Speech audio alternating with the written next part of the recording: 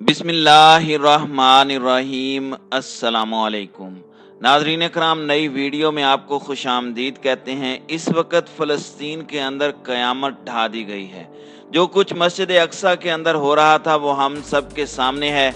इस वक्त तक 20 फ़लस्तीनी शहीद किए जा चुके हैं और सैकड़ों ज़ख्मी हैं, और ये हुक्म बराह रास्त नेतन्याहू की जानिब से दिया गया है। हुक्म यह दिया गया है कि मुसलमानों के मुक़द्दस मकामात की तरफ जाओ और उसकी बेहुरमती करो। 1967 में बैतुल मक़दस पर कब्जे की याद में यहूदी जो त्यौहार मना रहे थे, हमास ने 8 मिसाइल हमले करके उसको नाकाम बनाया है। इसके बाद इसराइल की पुलिस ने पहले इसका रूट तब्दील किया और अब ये मार्च कैंसिल कर दिया गया है। दूसरी जानिब चाइना ने बहुत अहम कदम उठाते हुए आलमी ममालिक पर जोर दिया है, जिसके बाद यूएन के बंद कमरे में इजलास हुआ है। वहां पर अमेरिका की क्लास ली गई है कि ये सब कुछ अमेरिका की पुष्टपनाही और अमेरिका की मदद से हो रहा है। और हमास ने जो हमला किया है उसके बाद इसराइली फौज बावली हो चुकी है और उनकी जानिब से ये स्टेटमेंट इशू की गई है कि अब हम कत्लो गारत गरी की नई मिसाल कायम करेंगे। और इसराइल ने कत्लो गारत गरी की नई मिसाल कायम करते हुए हमास के सबसे बड़े लीडर को शहीद कर दिया है। हमास की कार्रवाई के बाद सूरत हाल ये है कि इसराइल की असेंबली का इजलास भी कैंसिल कर दिया गया है और यहूदी अरकाने असेंबली डर कर भाग गए हैं।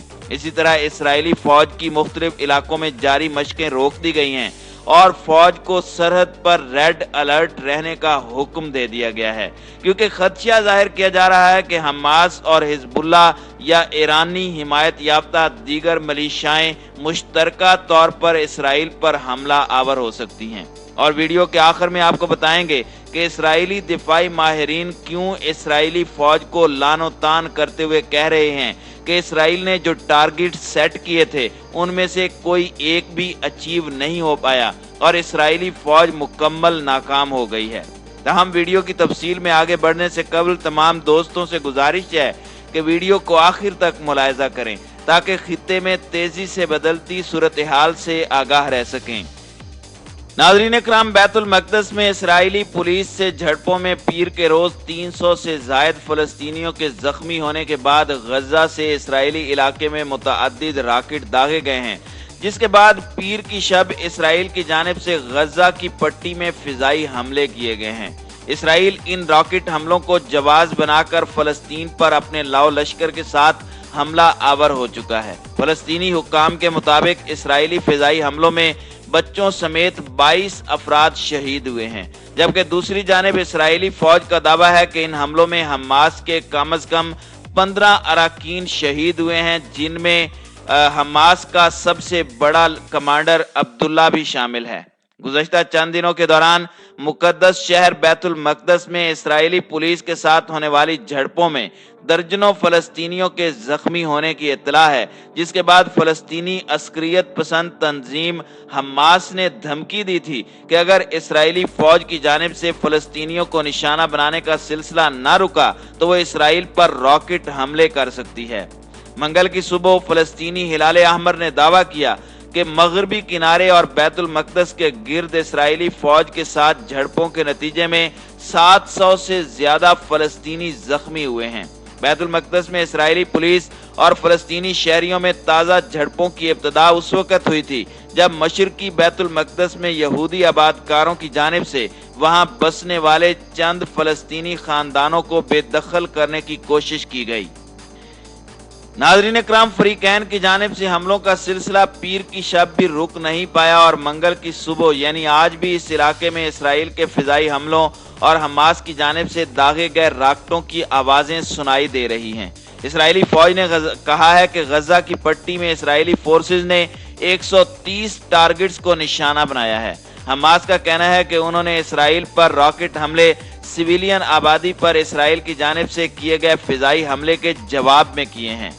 नाज़रीन कराम, हालिया कशीदगी कोई नई वजह नहीं है। ये यहूदियों और अरबों के माबैन हल न होने वाले तनाज़े का खुला जख्म है जिसने फ़लस्तीनियों और इसराइली नस्लों को धुंधला रखा है।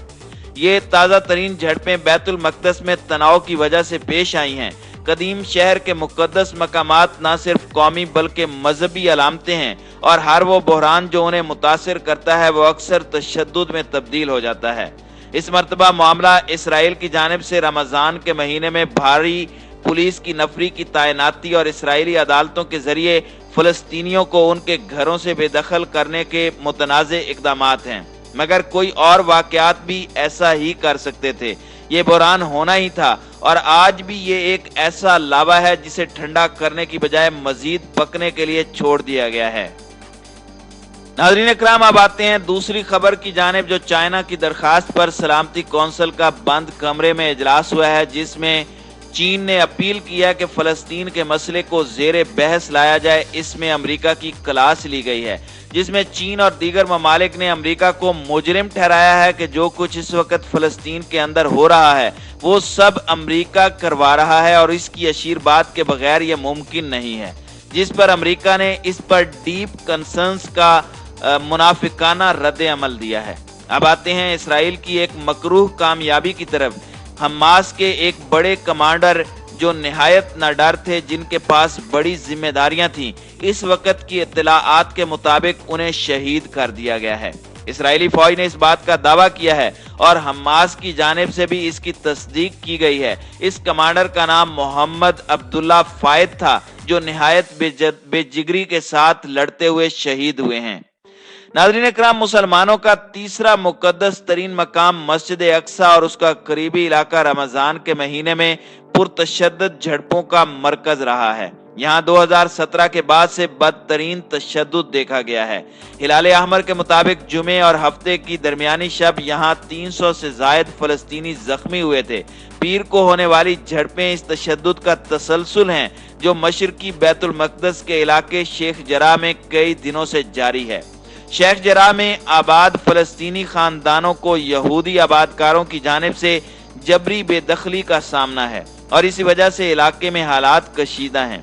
इसराइल की अदालत उज़्मा शेख जराह में एक यहूदी आबादकार तंजीम के हक में बेदखली के हुक्म के खिलाफ 70 से ज्यादा अफराद की अपील पर पीर के रोज समाअत करने वाली थी, लेकिन ताज़ा झड़प की वजह से ये समाअत भी मुलतवी कर दी गई है। इसराइली पुलिस ने कहा है कि हजारों की तादाद में फलस्तीनियों ने रात इमारत में गुजारी थी और अगले दिन यौम यरूशलेम मार्च के मौके पर होने वाले मुतवक्के झड़प के बायस खुद को ईंटों, पत्थरों और पेट्रोल बमों से लेस कर लिया था, जो कि मकामी वक्त के मुताबिक शाम 4 बजे शुरू होना था। पुलिस की जानिब से कहा गया कि पीर की सुबह पुलिस चौकी पर पथराव किए जाने के बाद उन्हें अहकामात दिए गए कि वो मस्जिद के अहाते में दाखिल होकर हंगामा करने वाले मुजाहिरीन को मुंतशिर करने के तरीके इस्तेमाल करके उन्हें मुंतशिर करें। तकरीबन 1 घंटे तक पुलिस ने फलस्तीनियों पर स्टन ग्रेनेड फेंके जो उन पर पथराव कर रहे थे।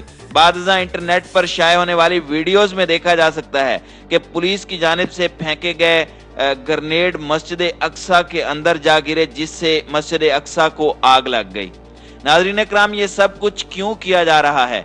इस वक्त इसराइल के अंदर सियासी तौर पर हालात बहुत खराब हैं और नेतन्याहू को इस वक्त इसराइली यहूदियों के वोटों की बहुत ज़रूरत है। इस ज़रूरत को पूरा करने के लिए फ़लस्तीन के निहत्थे मुसलमानों के साथ ये खून की होली खेली गई है, ताकि यहूदी मजहबी तबके को सुकून पहुंचाकर नेतन्याहू उनका वोट हासिल कर लें और अगले 5 सालों के लिए मुस्तकिल वजीर आज़म बन सकें।